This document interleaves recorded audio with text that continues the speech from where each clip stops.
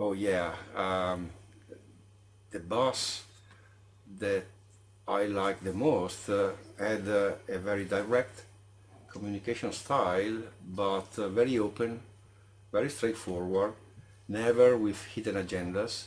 So I would say that this guy uh, meant what he said, and he said what he meant. Basically, honesty was the main ingredient that I appreciated in his communication style. My favorite boss was direct, giving me a lot of direction, had a great sense of ethics, would listen to me when I needed her to do. And also she was fun, which is always a nice touch. Dedication, positive intent, high energy all together. I was lucky to have two of my first bosses, excellent communicators, very authentic, and I would say that this is the first thing I value in them, because they were accepting themselves and they were accepting that you're special and other people are special. I was very, very lucky.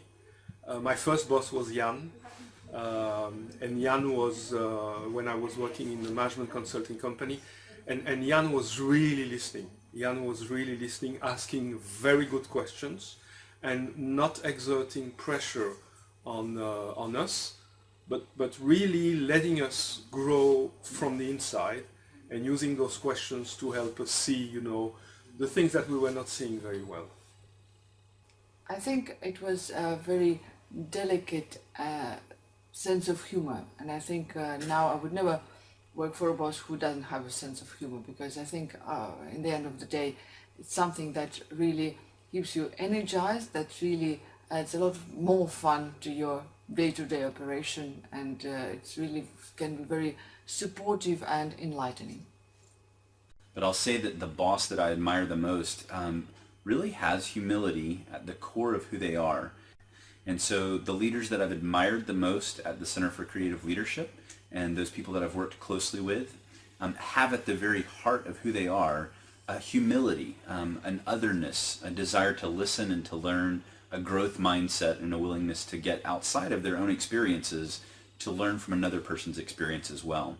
My best bosses have usually been partnerships, rather than me receiving orders or receiving those kinds of things that I need to go and do in order to fulfill their task list. It's been something that we do together in tandem, and we're actually able to accomplish more together than we were able to accomplish apart.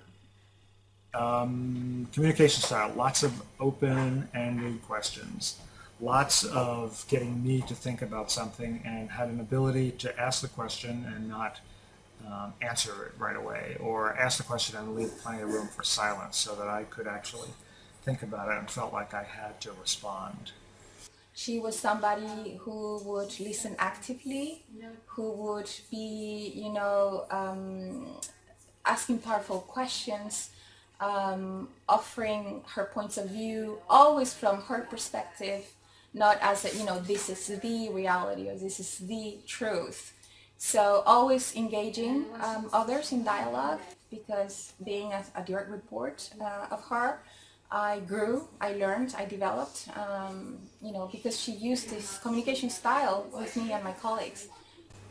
I had a boss at my previous work, and she was very motivating. And it was always very rewarding for me to do the tasks I was given, instead of seeing it as an imposed thing that I was given from the boss. I've had a lot of great bosses over the years. I think the key characteristic of an effective boss is whether they ask questions. The best thing a boss can do is to be a good questioner. And if a boss asks his or her subordinates good questions, thoughtful questions that can't be answered with yes and no. They've been really open in their communication, so very straightforward, and paying attention to communicating frequently. Was able to communicate his enthusiasm, was able to inspire people, explain and give a sense of a mission to the people he was working with. I remember my first two boss, and his communication style is was very open and very engaging.